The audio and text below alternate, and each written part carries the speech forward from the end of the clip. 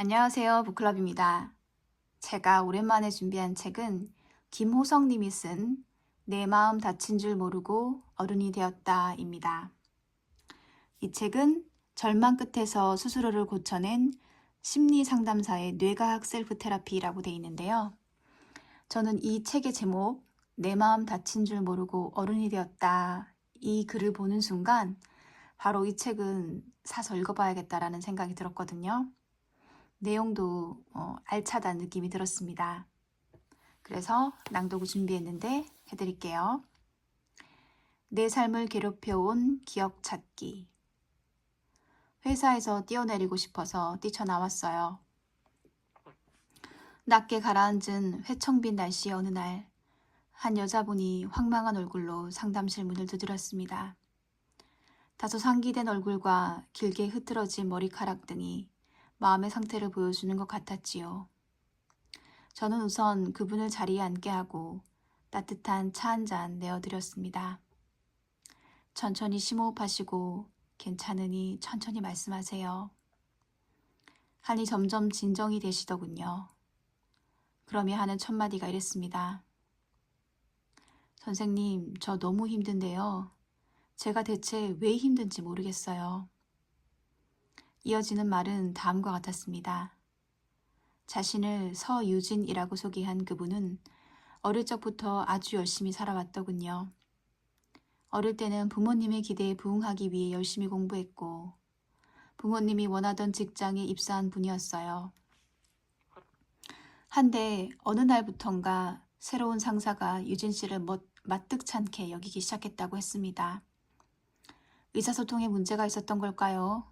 유진 씨는 자신이 상사의 기준을 맞추면 될 거라고 생각하고 열심히 했습니다. 혹시 뭘 잘못해서 그런지, 뭐가 마음에 안 드는지 살피려 애쓰고, 기대에 부응하려 애쓰고, 살갑게 커피 한 잔 사다 드리기도 하면서요. 하지만 상사에게 무시당하니 팀원들도 점점 유진 씨를 무시했고, 언젠가부터 점점 유진 씨에게 일이 밀리기 시작했다고 했습니다. 유진 씨는 거절하기가 어려웠고, 에이, 아쉬운 소리 하느니 내가 하다 보니 야근을 하게 될 때도 종종 있었다고요. 그러던 어느 날 몇 날 며칠 야근에 가며 만든 보고서를 상사에게 제출한 날이었다고 했습니다. 상사가 전날 무슨 일이 있었는지 평소보다 훨씬 더 심하게 유진 씨를 혼냈다고 하더군요. 정확히 뭐가 잘못됐는지 알려주지도 않은 채 밑도 끝도 없이 지적만 하더니 급기야 개인적인 비난으로 이어졌습니다. 네 나이에 이런 일이나 하고 있는 게 부끄럽지도 않냐. 네 또래들은 벌써 과장, 팀장 달고 있는데 보고서를 이따위로 쓰니 진급도 못하는 게 아니냐. 그런 이야기들을 서서 거의 30분을 들었다더군요. 이야기를 듣는 동안 가슴이 핫핫하고 눈물이 울컥 솟아오르며 내가 뭘 그렇게 잘못했는지 하는 생각이 들다가 어느 순간부터는 분하지도 않고 고요하게 가라앉았다고 했습니다. 아, 나는 쓸모가 없는 사람인가 보다. 열심히 해도 안 되는 사람인가 봐 하는 생각이 들었다고 했어요. 그러고는 잠시 커피를 한 잔 가지고 옥상에 올라갔는데 나는 일을 해서 뭐 하지? 아무한테도 도움 안 되고 쓸모없다는 말만 듣고 그냥 여기서 뛰어내릴까? 그럼 모두가 편해지겠지. 그런 생각이 들었다고 하더군요. 다음 순간 스스로도 깜짝 놀라 눈물이 마구 솟았다고요. 그리고 바로 센터를 찾아왔다고 했습니다. 그리 말씀하시면서 손이 미약하게 떨리는데 유진 씨가 옥상에서 아래를 내려다보던 그 순간이 지금까지 버텨온 시간의 무게가 한순간 어깨 위로 내려앉는 것 같았습니다. 얼마나 오래 열심히 버텨왔을까요? 의례 정작 못된 사람들은 상담을 가지 않고 못된 사람들에게 상처를 받은 사람들이 상담에 온다는 이야기가 있지요. 이야기를 여기 와서 털어놓기까지 얼마나 오래 참았을까? 얼마나 긴 고민의 시간이 있었을까 생각합니다. 어린 시절부터 이어져 온 단서. 어린아이일 때를 생각해보면 우리는 해맑고 솔직합니다. 아이였다면 우리는 금방 도움을 청하거나 아프다고 힘들다고 표현했겠지요. 괜찮은 척을 하거나 상처받지 않은 척을 하는 건 하기에는 다소 어른스러운 반응입니다. 자신이 하고 싶은 것을 내리누르다, 참다 결국 무기력해지면서 찾아오는 마음의 변화를 구태여 이름 붙이자면 우울증이라 부르곤 합니다. 흔히 표현하듯 마음의 감기라고 하기에는 굉장히 무거운 감정입니다. 마음이 거절당하고 거절당한 끝에 결국 입을 닫아버리는 아무것도 원하는 게 없어진 아이처럼요. 그렇게 억눌려온 상처들이 어떻게 벼랑까지 내몰았는지를 알기 위해서는 중요한 과정이 먼저 필요합니다. 유진 씨에게 찬찬히 이야기를 건넸습니다. 우리는 이제부터 나를 사랑하고 치유하는 방법에 대해 제대로 배울 거예요. 그러자면 먼저 준비해야 하는 게 있어요. 그리고 종이와 펜을 함께 들이며 말했습니다. 아주 어린 시절부터 힘들었던 모든 일을 정리해 보세요. 얼마간 시간이 지나고 유진 씨가 정리한 과제는 다음과 같았습니다. 힘들었던 일 리스트, 서유진, 30대 중반 여자 직장인. 어릴 때 아버지가 술 마시고 들어와서 갑자기 자신을 때렸던 일. 학교에서 친구가 잘못해서 싸웠는데 어머니가 와서 오히려 남의 편을 들었던 일. 성적이 크게 떨어졌는데 선생님이 모두 앞에서 공표해서 수치스러웠던 일. 대학교에 떨어졌을 때 아버지가 네가 그럼 그렇지 하면서 무시했던 일. 알바를 처음 갔는데 사장이 너처럼 일 못하는 애는 처음 본다면서 차별하고 막말했던 일. 종이에는 유진 씨가 겪어왔던 아픔과 상처들이 빼곡하게 채워져 있었습니다. 이 종이들을 마주할 때마다 저는 빠짐없이 매번 참담한 심정이 됩니다.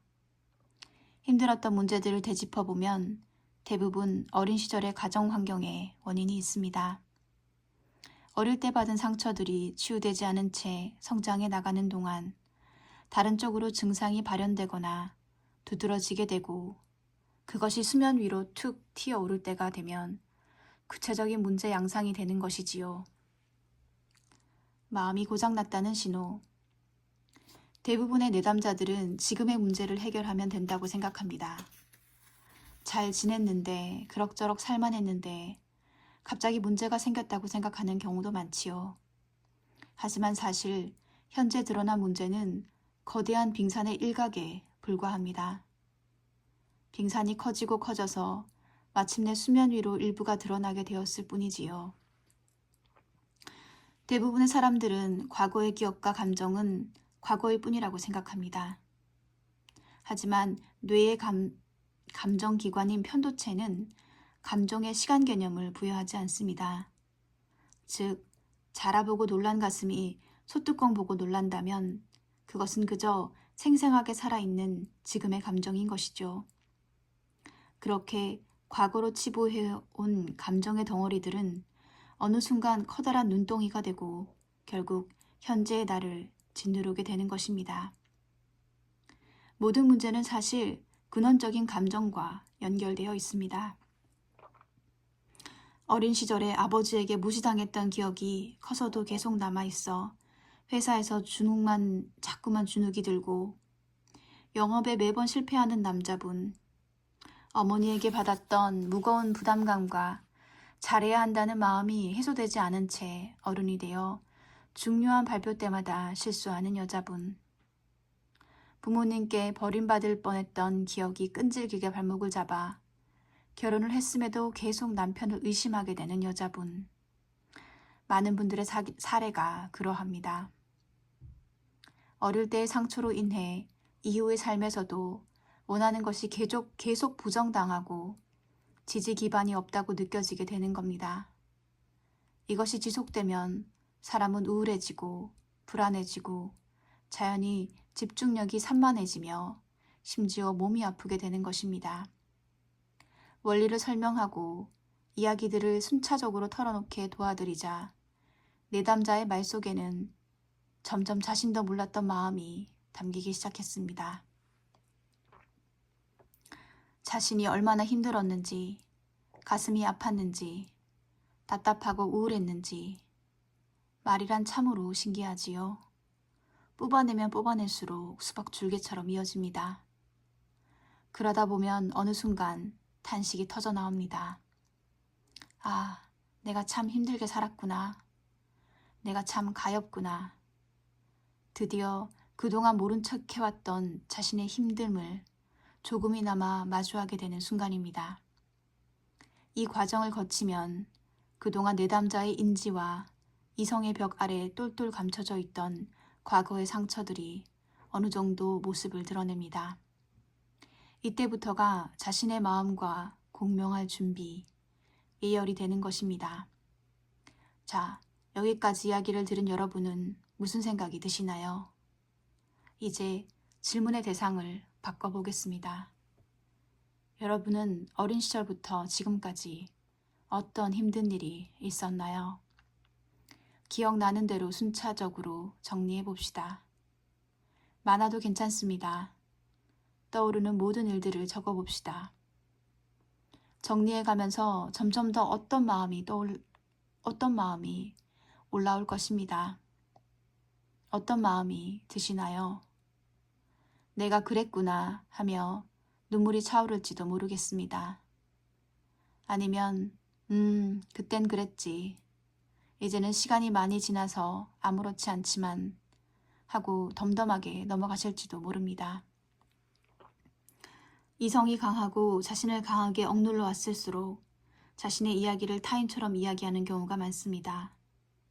자신이 살아온 이야기, 힘든 일을 1인칭으로 이야기하느냐, 3인칭으로 조망하느냐가 그 감정을 억눌러 놓은 척도입니다. 이런 반응을 보고 자신의 마음을 얼마나 억누르고 살아왔는지를 알 수 있지요.